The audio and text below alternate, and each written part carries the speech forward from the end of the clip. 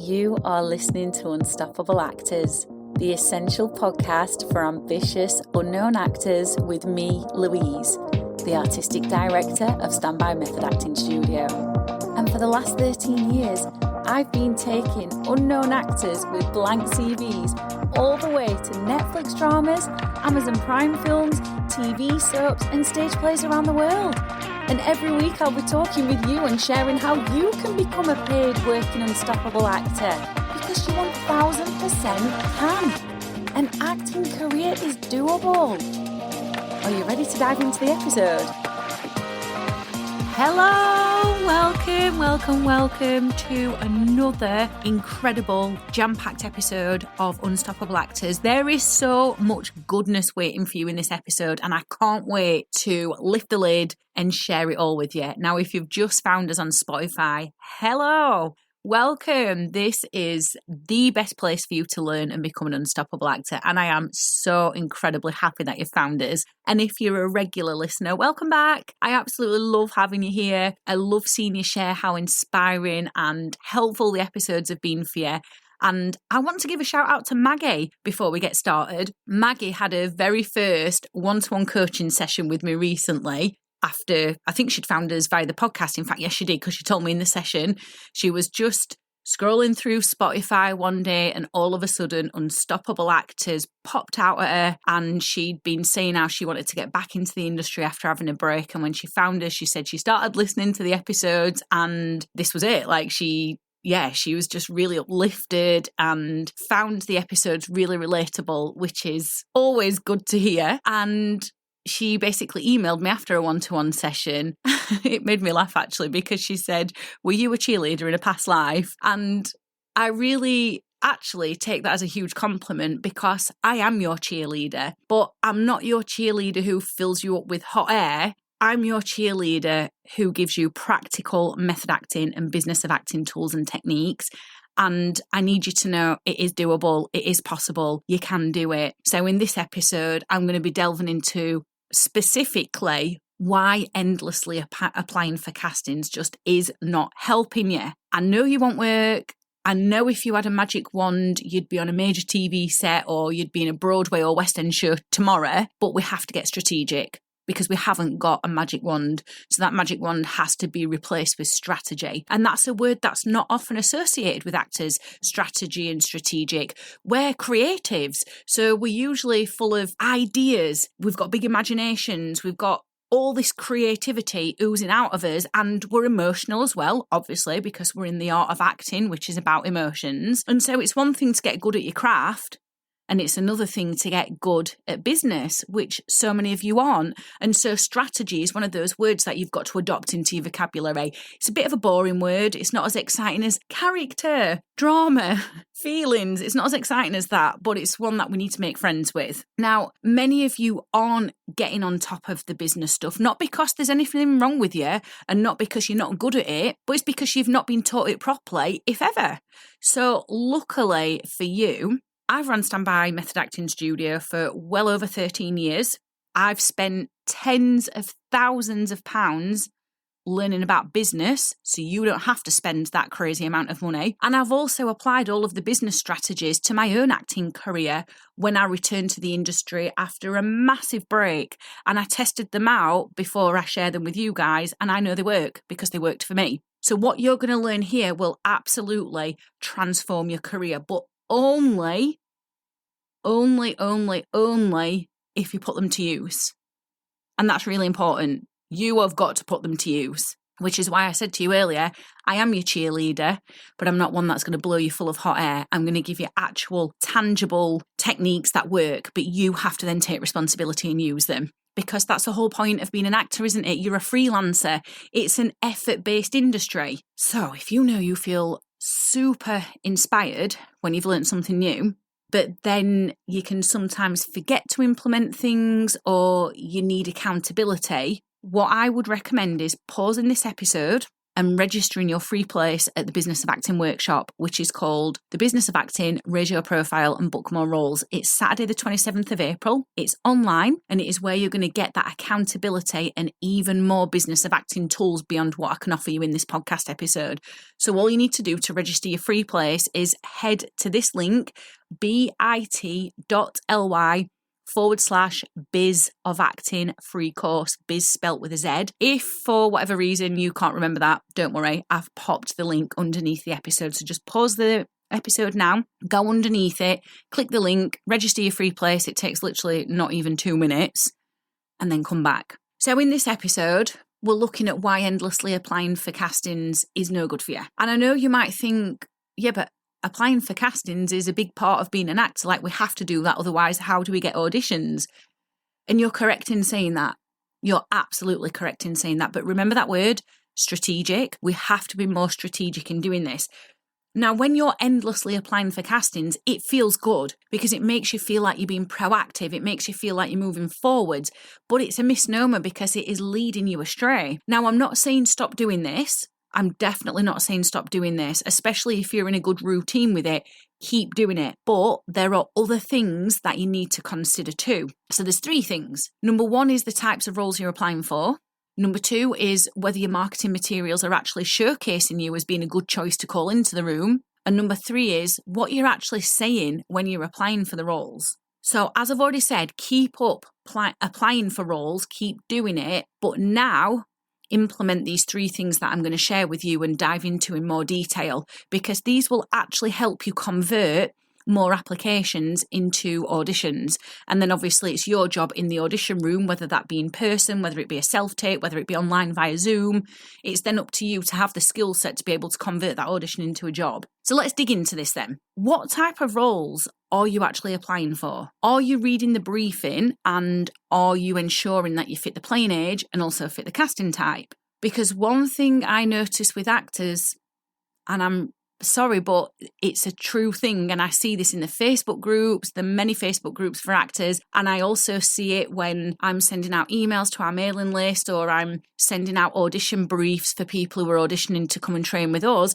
You're just not reading things properly. And you've got to get very good at reading everything and taking in all of the details and then making an informed decision on whether this briefing is actually right for you. So, for example, there is no point in me personally, Louise, with where I'm at right now in my acting career, applying for the role of someone like Kate Middleton. You know, if a casting came out to play her, it's not because I don't think I couldn't play her, because I do think I could. But currently, and this is where the strategy and the strategicness comes in, currently, I'm not building my profile to play the aristocracy. I'm not building my brand around that.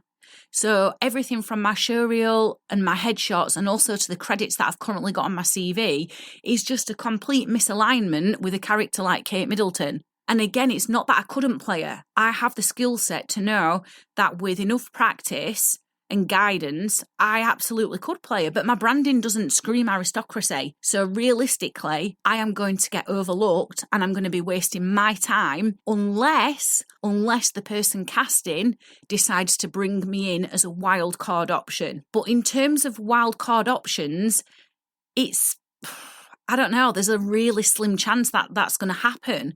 So what is the point in me applying for something like that? And this is why I'm saying to you, are you reading the castings properly? It's so easy in the early stages of your career just to get super excited and apply for anything and everything, because it's like, woohoo, I'm applying for roles. Yes, come on, let's do this. But you're easily going to burn out if you're applying for things that actually you don't really suit right now. And again, it's not to say that you couldn't play them later on in your career, but we need to be strategic. As I've already said, my branding doesn't scream aristocracy. And a lot of this is down to branding, which is why it is so important, and I'm going to keep drilling this into you, that you go and get your place at the Business of Acting workshop on Saturday the 27th of April, because we are going to be diving deeper into branding, and it's going to stop you wasting time. And when you stop wasting time and just throwing spaghetti at the wall and hoping anything sticks and you get more strategic, you'll actually start getting yourself more auditions. So what I would say to you is, when you're applying for roles, ask yourself, would I be the wildcard option? Or does what I'm applying for actually fit my brand? which then leads me nicely into the next point about whether your marketing materials actually showcase you as being a good choice to call into the room. So you've got to ask yourself some questions. What messaging do your headshots and showreel give off? And are they consistent with one another? And if you don't have them currently, or you need new headshots and a new showreel, ask yourself that very important question. What messaging does your headshot and showreel give off? Or what messaging do I want my headshots and showreel to give off? And is that going to be consistent, not only with one another, the headshots and the showreel, but is that going to be consistent with my actor's CV as well? So if I think about my headshots and my showreel and my CV, they are all consistent. They all say the same message, which is raw, northern, working class actress. That's not the full scope of my brand. That is one part of my brand as an actress, but they're all consistent with one another with that. And the types of roles that I play match what I look like in my headshots and match the kinds of roles that I'm playing in my showreel. So everything has to be consistent, which is why endlessly applying for roles willy-nilly just isn't a good idea. So we've got to start thinking about ourselves as a brand. And then the final point to consider is what you're actually saying when you're applying for the roles, and also regularly reviewing whether it's working or not. Because everything you do either lifts up your branding and gives the person a positive experience of your brand, or it goes against it. And we want everything to be consistent and to be a good experience for everyone who is coming into contact with our brand. And at this point in your career, it's probably going to be agents, casting directors, and directors. So we want them to have a positive experience when they're coming into contact with us, and everything being consistent, and for them to go, oh, this person is easily identifiable as this kind of role. Yeah, it's a no-brainer to bring them into the audition. So you might have the best headshots in the world, but if your cover letters are off and they're a bit iffy, you're wasting your time. You might have the most amazing showreel in the world, but if your headshots are a bit shit, you're not going to get called in, because that's the first thing that people see is your headshots. They've all got to be consistent. So I want to give you some examples delving deeper into the cover letters. And I want to ask you some questions that I want you to be really honest with yourself. So when it comes to your cover letters, are you bigging yourself up in your cover letters more than you know you have the skills for, just because you want to be given a chance? You've got to be really honest with yourself and swallow a big piece of humble pie if you are. Or are you coming across as desperate or needy? Again, if you are, it's not about criticising yourself. It's not about shaming yourself. It's not about being hard on yourself. It's just about swallowing a piece of humble pie and going, do you know what? Actually, I am. And that needs to change. Or are you coming across as bland? Do your applications and your cover letters for roles have very little life or personality in them? Or are you too relaxed in them and there's too much personality to the point that they're reading like a WhatsApp message from a friend? Like, you have got to consider these things. Or are you coming across as a bit of a smarty pants? These are all things that you need to consider. And you've got to get clear on how your cover letter works in line with your brand as a whole. The headshots, the CV, the showreels, and the cover letter, these are all your marketing materials. And these all go into a good experience, as I've already said, for the other person on the other end when you are applying for castings. So just endlessly applying for castings willy-nilly, as I've already said, is not a good idea. But when you start thinking smart like this, then you are increasing your chances of getting called into the audition room. Working in this way means, as I've already said, you're working smart, not hard. Endlessly applying for castings willy-nilly without considering any of these things is not smart. I've already said it once and I'm going to say it again because it is that important. It's wasting everybody's time, including yours. I have given you so much in this episode to be working on and to be thinking about. And it's now over to you to do that. However, if you know you need help with it, if you think, God, yeah, these are really good points, I've got lots of things to get my teeth into, but I really need some guidance with this, then I really recommend you get your place at the workshop on Saturday, the 27th of April. I'll remind you of what it's called again. It's called The Business of Acting, Raise Your Profile, Book More Roles, and it comprises of way more than I can fit into a 10-minute episode. it's going to get you going, and it's going to give you the next steps, and it's going to take you further than what this episode can. And this episode has given you a lot. It's given you a lot of fat to chew on. Can you even imagine how much we're going to go into in the workshop? You are going to get loaded up on even more hints, tips, tools and techniques so you can actually raise your profile in a credible way and amp up the amount of auditions you get called into so you start booking more jobs. So that link again is bit.ly/Biz of Acting free course, Biz spelt with a Z. Obviously, it's quite a long link, so if you can't remember it, just click the link underneath the episode. All you need is an internet connection, the determination to move away from working in an unfulfilling job that's sucking your soul dry, the passion and desire to get paid to act regularly, and the open-mindedness to learn something new. So it's completely free. It's 2 p.m. UK time, 9 a.m. New York time, 3 p.m. European time. When you register your place, I'm going to send you the workshop link via email, and I'm going to send you a workbook, and you'll also get a link to a Facebook group, just a pop-up Facebook group, where there's going to be some pre-workshop exercises, some business of acting exercises that you won't have heard of before to sink your teeth into before we get into the workshop itself. And of course, you'll be able to network with other actors as well, which is a big part of the business of acting.